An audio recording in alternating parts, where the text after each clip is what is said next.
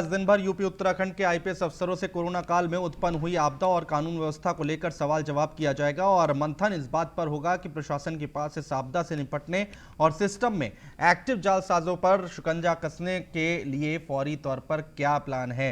और इसी कड़ी में अब हमारे साथ जुड़ रहे हैं संभल से एसपी चक्रेश मिश्रा जी। मिश्रा जी, बहुत स्वागत है आपका न्यूज़ वन इंडिया पर। थैंक यू चक्रेश बताऊं। जी चक्रेश जी, अभी क्या संभल में क्या हालात बने हुए हैं, कैसा चल रहा है सब कुछ?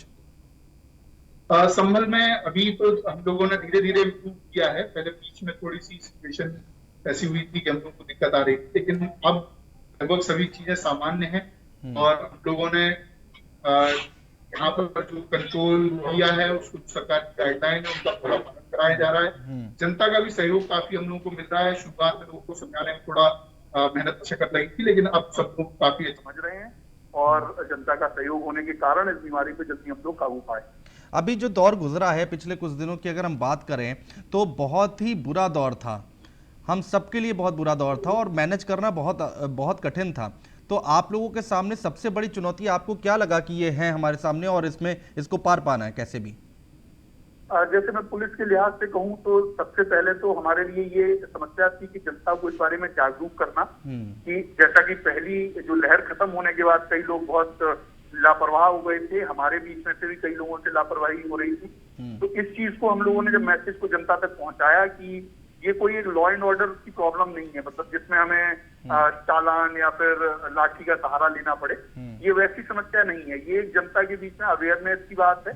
जितना ज्यादा लोग अवेयर होंगे हम लोग उसको उतने अच्छे से काबू पा पाएंगे। तो शुरुआत की जब ये जो सेकेंड वेव जो बहुत तेजी से अचानक से आई, तो इसमें शुरुआत के कुछ दिन हम लोगों को लगे जनता को इस बारे में जागरूक करने में, लेकिन उसके बाद जब से जनता जागरूक हुई, उनको सहयोग मिलना शुरू हुआ, तो फिर इसमें आसान।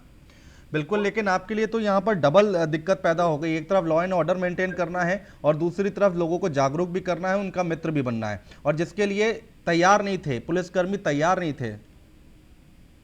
पुलिसकर्मी जैसे हम लोग ये बीमारी ऐसी है कि सभी लोग जब पहली बार देख रहे हैं उसके हिसाब से स्ट्रेटजीज बन रही हैं और उसके हिसाब से काम किया जा रहा है, प्लान किया जा रहा है। तो जैसा हम सब लोग जानेंगे, इवन कई सारे मेडिकल एक्सपर्ट भी अभी तक इस बारे में नहीं समझ पाए हैं कि ये वायरस किस तरह से फैल रहा है या उसकी सही वजह क्या है या किस तरह से हम लोगों को प्रिकॉशन लेना है। तो जैसे जैसे मेडिकल गाइडलाइंस आती हैं हम लोगों को वो चीज पब्लिक तक पहुंचानी होती है।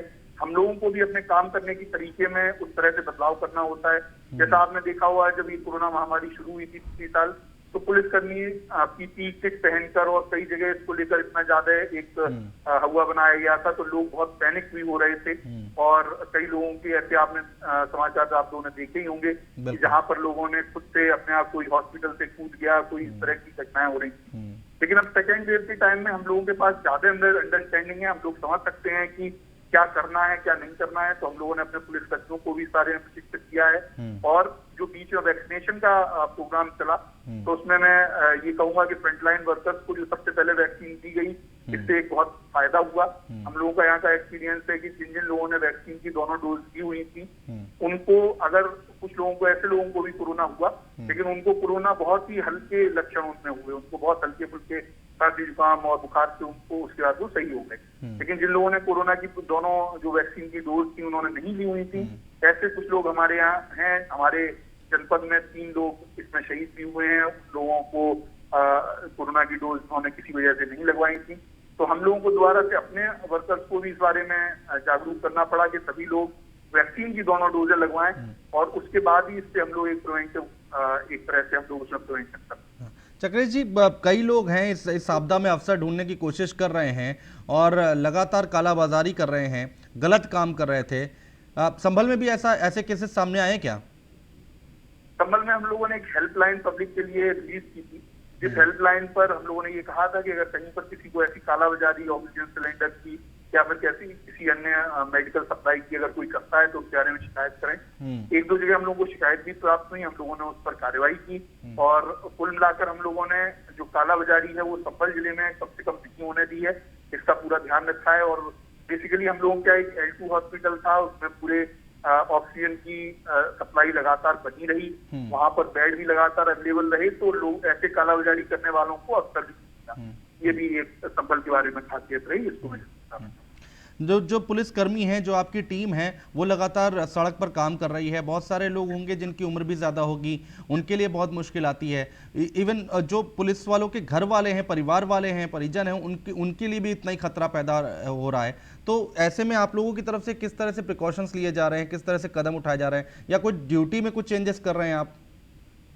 हम लोगों ने ड्यूटी में एक चेंज किया था, जैसे कि बीच में हम लोगों को पंचायत चुनाव भी कराने थे, तो हम लोगों ने इस बात का ध्यान रखा था कि जहां तक हो सके जिन लोगों की उम्र 55 साल से ज्यादा है उसकी हम लोगों ने फील्ड की ड्यूटी कम से कम लगाई थी। जब बहुत ही जरूरत पड़ी तभी ऐसे लोगों को फील्ड में उतारा गया, अदरवाइज उनको ऑफिस और इस तरह के काम में रखा गया था। जो यंग लोग हैं उनको हम लोगों ने फील्ड में लगाया था।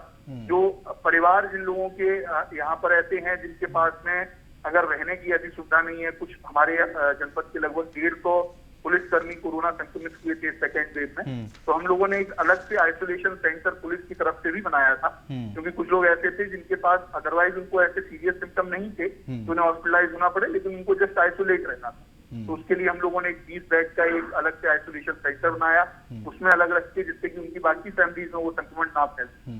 साथ में हम लोगों ने सबको इस बारे में जागरूक किया कि कहीं पर भी कोई अगर किसी को जरा से भी सिम्टम आते हैं तो वो पहले अपना टेस्ट कराए। उसमें कई लोग हेजिटेट करते हैं, परिवार के लोग हेजिटेट करते हैं, तो उनको भी हम लोगों ने कह के उसको करवाया है। साथ में इसमें एक हम लोगों ने अभी जो लोग आइसोलेटेड हैं अपने अपने घरों में, उन लोगों के लिए योगा के सेशन हमारे डीआईजी साहब ने रेंज स्तर पर चलवाए थे, उसमें लोगों ने पार्टिसिपेट किया। यहाँ पे हम लोग लगातार उनसे संपर्क बनाकर किसी को कोई समस्या आ रही है, किसी के घर में कोई दवाई या कोई अन्य तरह की कोई समस्या है, तो उसको हम लोग लगातार हैंडल करते हैं। ठीक है, चक्रेश मिश्रा जी, बहुत शुक्रिया हमारे साथ जुड़ने के लिए, तमाम बातचीत करने के लिए, चर्चा करने